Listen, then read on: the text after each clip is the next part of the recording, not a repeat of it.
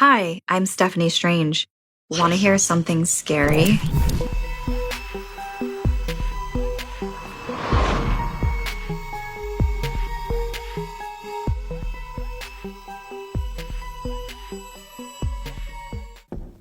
Alphonse and his brother Parker lugged their candy-loaded pillowcases through the neighborhood, avoiding the angry parents who had caught on to their scheme.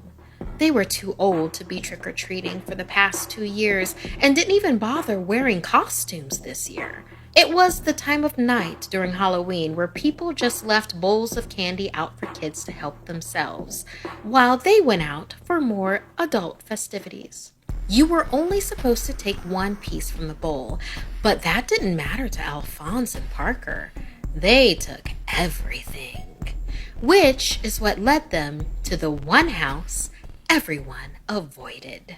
They said Dr. Elfman was some kind of mad scientist, forced into retirement from Big Pharma because she went too far with animal testing.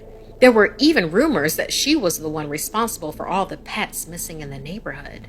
No one ever knocked on her door during Halloween or any other time of year because her and her house were far too creepy. And while all of that may have been true, she also had two huge untouched bowls of candy on her front porch this year. The boys each took a bowl and poured it into their bag, and then headed to the park to go through their loot. Parker was the first to notice that the candy they got from Dr. Elfman's house didn't look like any candy they'd ever seen. Shiny green globes that almost seemed to glow from inside their wrappers. It made Alphonse nervous, and he suggested they have their parents look at the weird candy before they ate it. But Parker just laughed as he unwrapped a piece and popped it into his mouth. Suddenly, Parker started gagging and choking. He grunted for his brother's help and then fell over on the ground and didn't move. Alphonse reached out to help his brother, but he wouldn't respond. Alphonse didn't know what to do. His breathing quickened as he was about to run home for help when suddenly Parker jumped up, laughing. "Trick or treat, sucker," he taunted. Alphonse was mad, but couldn't help but laugh, and ate one of Dr. Elfman's candies too. It was delicious. As the two brothers were packing up their spoils to head home, Parker began holding his stomach and screaming in pain. Alphonse thought it was just another prank. That is, until his brother's shirt began to rip and tear. Coarse black hair sprouted from the boy's arms and back. Parker held up both of his hands and stared at them with his now glowing eyes. Both boys watched in absolute terror as claws ripped through Parker's fingertips. The hair now grew in uneven patches all over his body. He could feel his bones and muscles rearranging under the surface of his stretching skin. He looked over at his horrified brother and tried to speak, but all he could do was hiss. Alphonse tried to talk to his brother, who picked himself up off the ground. Parker used to be the shorter one, but he was now a full 2 feet taller, if not more. Alphonse began to back away, but his brother swiped at him with his newly grown claws, slashing deep into Alphonse's skin.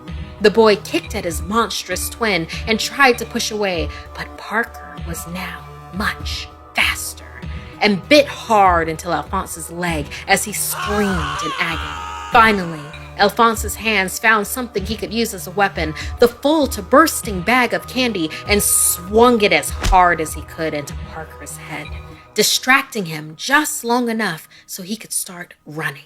He could hear the monster behind him getting closer, but it didn't matter. He felt his shirt ripped, and he watched as rough, reddish fur began to grow on his body. He realized he was transforming now too, and looked back at what used to be his brother. He tried to speak, but all he could do was howl. The cat-like Parker hissed at the dog-like Alphonse, and the two circled each other.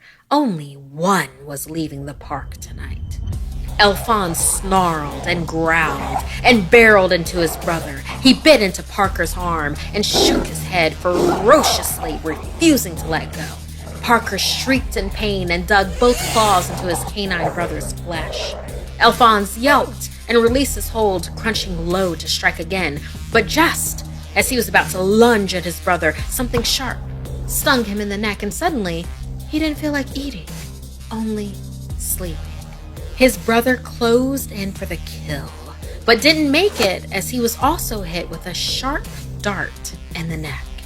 Alphonse and Parker both slumped to the ground, and the last thing they saw was Dr. Elfman standing above them with a smirk and her tranquilizer gun.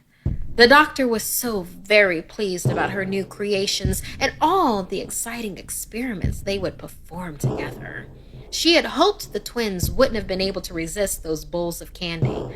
She'd been watching them rampage through the neighborhood every Halloween and set that trap just for them.